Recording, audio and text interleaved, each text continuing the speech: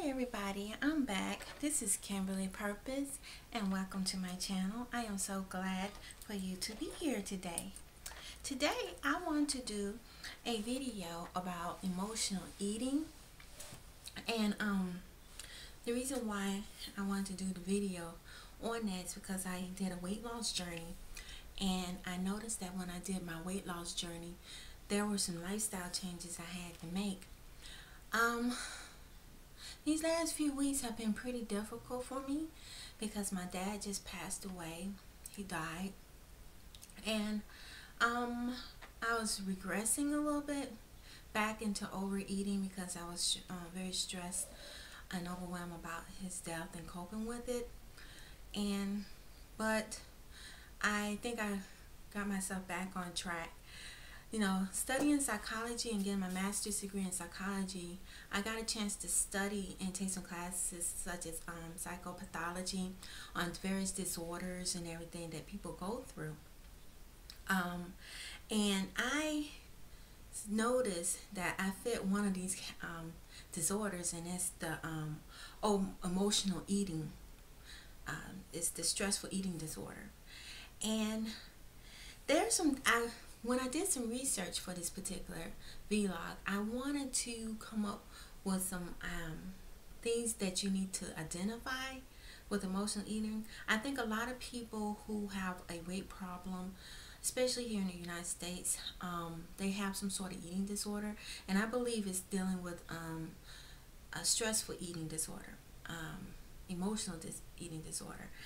I found this neat website, this really good article online, and it was on a website called helpguide.org. I'm gonna make sure I put a link at the bottom of the video so you can look it up. And they wrote, it's by Melinda Smith and Jeanne Segal.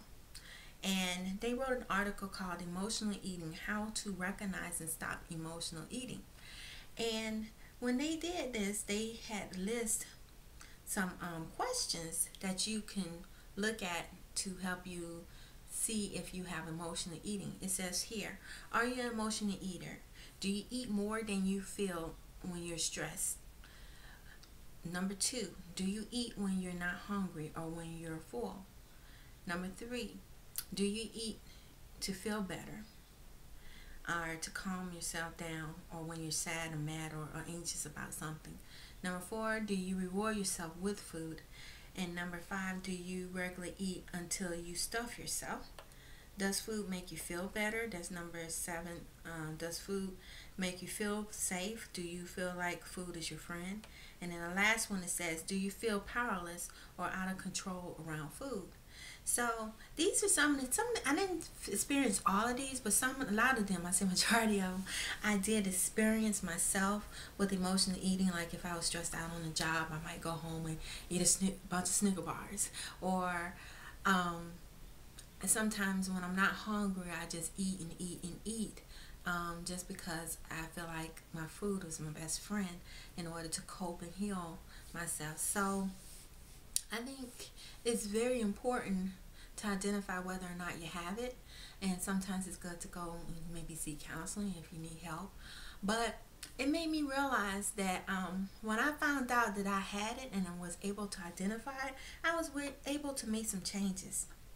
Now, some of the things that you can do to overcome emotional eating is, first thing, like I said, is to recognize that you are an emotional eater.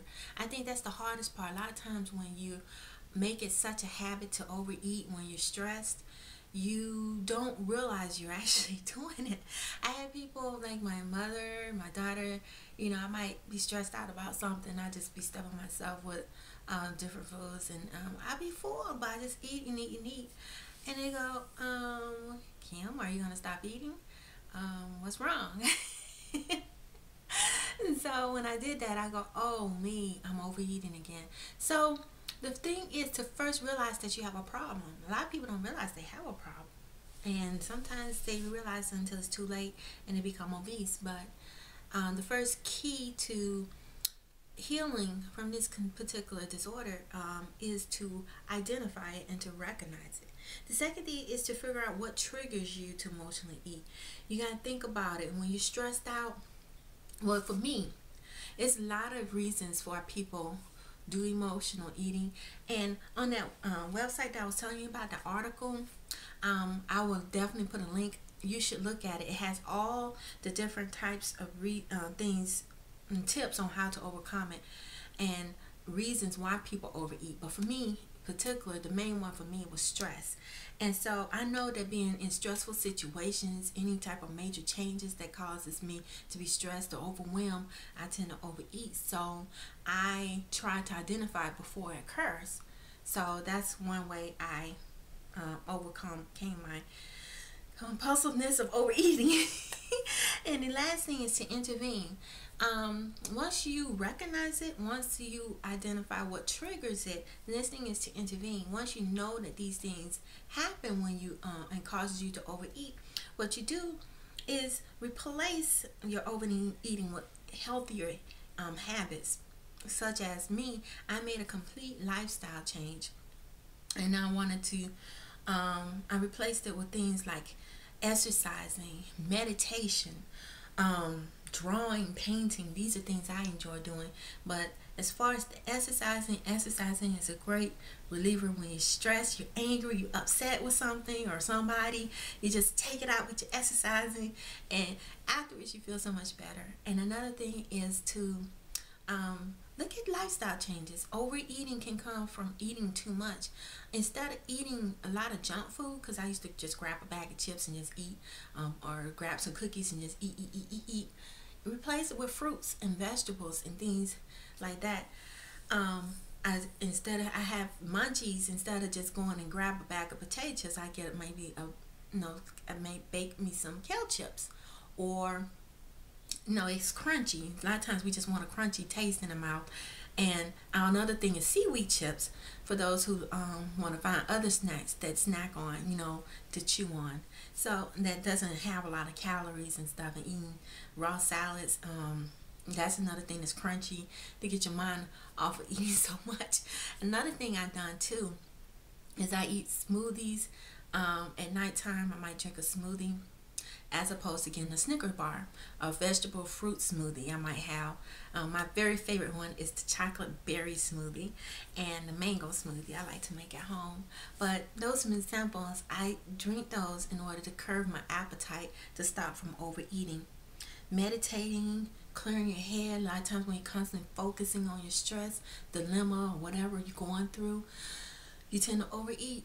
So I just wanted to share this, guys, with you all, guys, and just get your views and your thoughts on overeating and stressful eating disorder, and see what you all think about it. But another thing is, I saw a test online as well on Psychology Today, and I'll put a link there that tests you to see if you have an eating disorder. And a lot of times you can also go and get counseling, like I said, or be around positive people or like-minded individuals too, who understands your situation and are willing to work with you. That makes a world of difference as well. But I want to see your comments. I would love to hear about it. I'm gonna post this on underneath the video, as well as on my blog, which is KimberlyPurpose.com. I look forward to hearing from you, and